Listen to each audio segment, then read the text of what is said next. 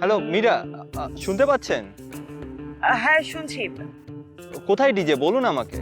শোনো স্যাম, আমি তোমাকে ডিজের অ্যাড্রেসটা টেক্সট করে পাঠিয়ে দিচ্ছি, ওকে? ওকে, থ্যাংক ইউ। ডিজে, কাজটা তুমি মোটেও ভালো করোনি। তোমার শেষ আমি দেখেই ছাড়ব। এই মীরাকে এতটা দুর্বল ভেবো না। এতটা দুর্বল ভাবলে তুমি খুব বড় ভুল করবে, খুব বড় ভুল। আর এই ভুলের প্রায়শ্চিত্ত করার সময় তোমার এসে গেছে। Get ready for that.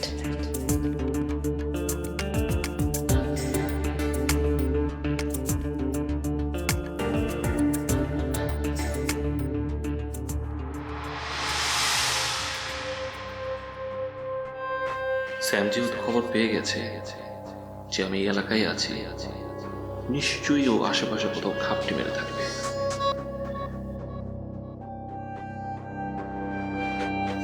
না আমি ওর চোখ ফাঁকি দিয়ে কোথাও যেতে পারবো, না কোথাও বের হতে পারবো।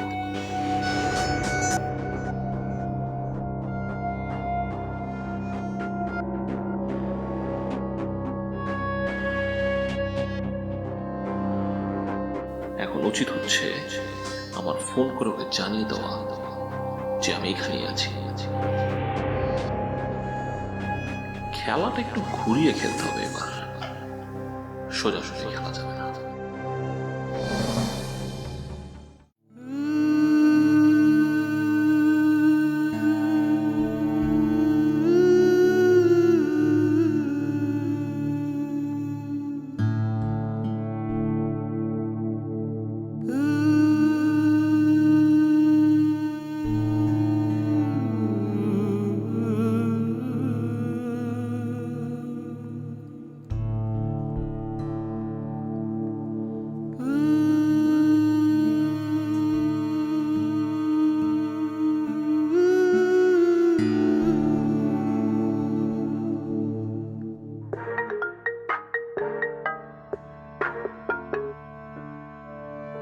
কিরে তুই কাঁদছিস কেন?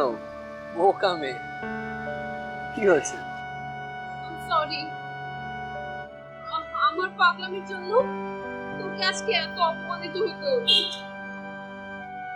আমি যদি জানতাম বাবা তোর সাথে এরকম বিহেভ করবে, তাহলে আমি তোকে বাসায় আনতামই না। পুরো বোকা, আমি আঙ্কেলের কথায় কিছুই মনে করিনি। আর ছোটরা ভুল করলে তো বড়রা বকবে, এটাই স্বাভাবিক।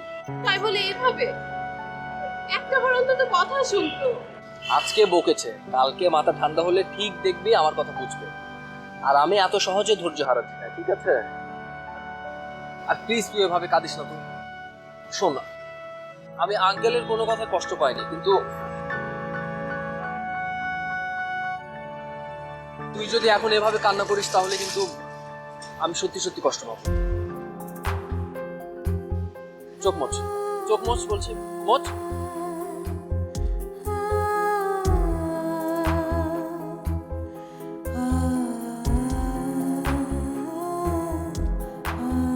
এবার মানিয়েছি, তাহলে এখন আমি আসি। বাই।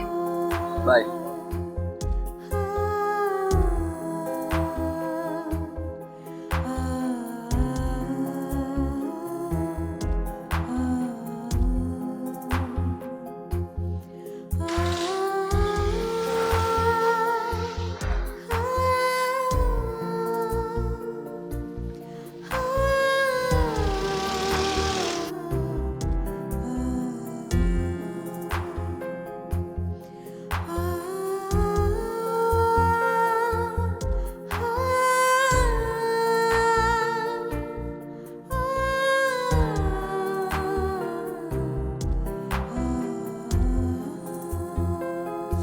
শোনো, তোমার এই বন্ধুকে বলে দিয়েছি সে যেন তোমার আশেপাশে না আসে। আর তোমাকেও বলছি, এই ধরনের বন্ধুদের সঙ্গে মেলামেশা করবে না।